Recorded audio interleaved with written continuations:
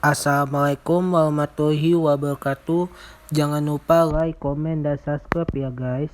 Oke, saya akan mendengarkan podcast Pembunuh Berantai part 3 ya guys. Oke, mau tahu gimana dengerinnya? Let's go, kita mulai dengerin podcastnya. Sang pembunuh menghentikan langkahnya dan bergegas kembali menuju ke pintu sisi penumpang. Melihat Michael masih hidup, sang pembunuh kembali menembakkan pistolnya ke arah Darlene dan Michael masing-masing 2 kali. Kemudian ia kembali lagi ke mobilnya. Sayup-sayup, Michael mendengar mobil tersebut pergi meninggalkan mereka. Michael mulai kesulitan untuk bernafas. Darahnya bercucuran hingga ke kursi belakang. Namun ia mencoba terus untuk mengingat apa yang terjadi. Walaupun sang pembunuh mencoba menghabisinya dengan sadis, tapi dia masih hidup. Dan melalui sorot lampu senter, Michael sempat melihat wajah penembaknya.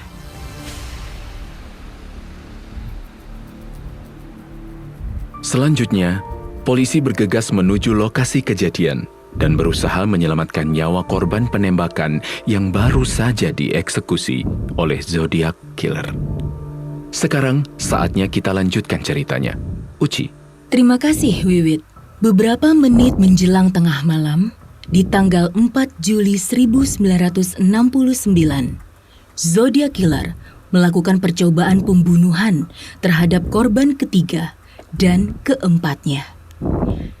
Saat Michael Mageau yang berusia 19 tahun dan Darlene Ferrin berusia 22 tahun sedang bermesraan di dalam mobil di Vallejo Park, seorang pria asing mendekati mobil mereka. Tanpa berkata-kata, ia menembak Michael dan Darlene, lantas pergi meninggalkan mereka yang bersimbah darah.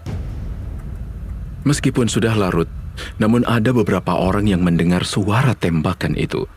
Salah satunya adalah seorang wanita muda yang langsung menelpon polisi dan melaporkan apa yang ia dengar. Pukul 12:10 malam, berita disebarkan pada patroli polisi, dan 2 mobil patroli merespon. Mobil pertama, yaitu petugas polisi bernama Lindemann dan Meyring, mencegat sebuah mobil sedan Cadillac yang tampak meninggalkan lokasi kejadian. Polisi menghentikan mobil sedan tersebut. Di dalamnya, 2 remaja berusia 19 tahun, Andy dan Betty. Andy kemudian bertanya kepada polisi apakah ini menyangkut pria yang terkapar di belakang sana. Sebenarnya, ia melihat Michael terkapar di tempat parkir tersebut, tetapi ia memutuskan untuk tidak menghentikan mobilnya untuk membantu. Betty dan Andy ditahan karena dicurigai ikut berperan dalam kasus penembakan tersebut.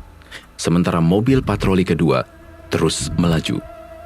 Petugas polisi Richard Hoffman tiba di lokasi kejadian untuk melihat mobil sedan Chevrolet tipe Corvair buatan Amerika milik Darlene yang terparkir di pinggir jalan. Lampu mobil masih menyala. Bunyi lampu sen yang menyatu dengan lagu pop dari radio juga masih terdengar.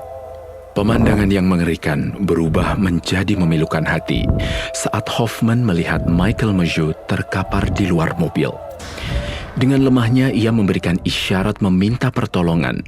Sambil terbatuk, ia mencoba mengatur nafasnya sementara darah segar mengucur membasahi trotoar. Hoffman memastikan Michael telah ditembak beberapa kali di bagian dada, leher, dan kaki kiri. Hoffman kemudian melihat ke kursi pengemudi dan tampak Darlene Ferrin terbujur kaku tersandar di pintu mobil bagian dalam.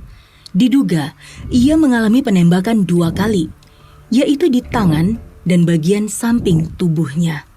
Tampak ia masih bernafas, meskipun sangat lemah. Hoffman langsung menelpon ambulans sementara anggota polisi lainnya, Sersan Conway, tiba di lokasi dan langsung mencoba mengumpulkan keterangan dari Michael. Sambil menahan sakit yang luar biasa, Michael hanya bisa berkata bahwa pelakunya adalah pria berkulit putih, mengendarai mobil berwarna coklat.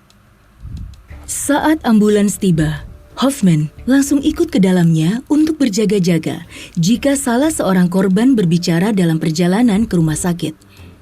Tapi tak satu pun yang berbicara. Darlene dinyatakan meninggal dunia dalam perjalanan, sementara Michael langsung dilarikan ke ruang operasi. Sementara itu, pihak berwajib masih terus menyisir tempat kejadian. Mereka mencari sidik jari dan menginterogasi lebih lanjut orang-orang yang menelpon kantor polisi. Namun hanya sedikit informasi yang didapat tentang sang pembunuh.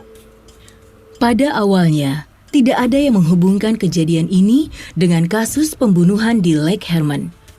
Tapi sang pembunuh ingin memastikan semua orang mengetahui tentang pembunuhan keji yang ia lakukan. Pukul 12:40 dini hari.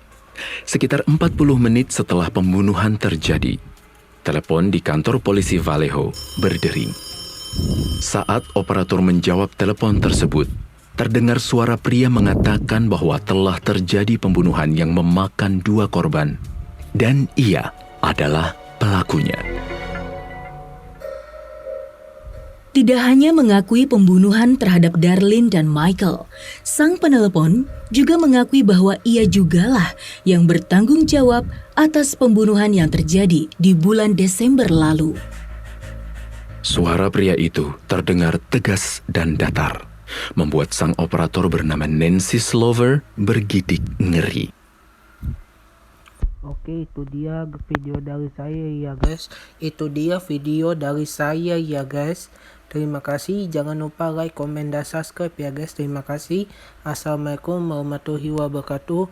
Sampai jumpa di video saya selanjutnya. Bye bye.